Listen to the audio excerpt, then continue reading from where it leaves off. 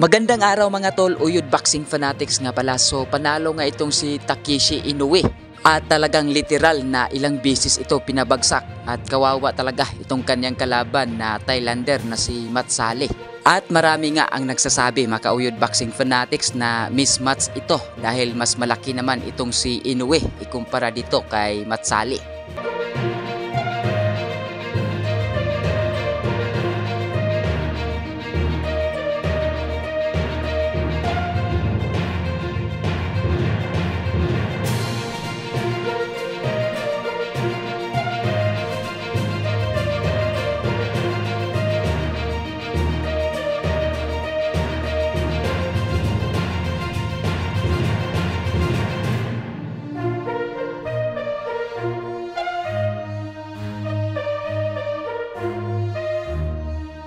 At sa round na ito ay matatapos sana itong si Matt Saleh, ngunit sinuwerte ito dahil save by the bell.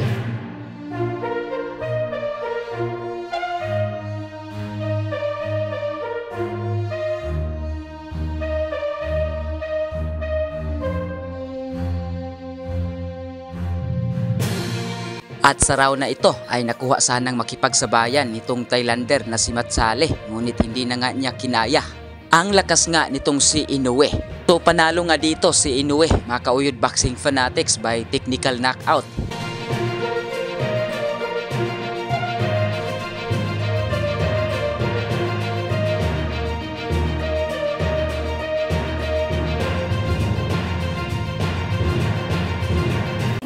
Yo! Quadradas 3-time world champion ang angas ng Pinas, Batang Ormoc, Jonrel Casimiro. Guys, kung bago lang kayo sa YouTube channel na to, Uyod Boxing Fanatics, so ano pa hinintay nyo? Mag-subscribe na! Let's go!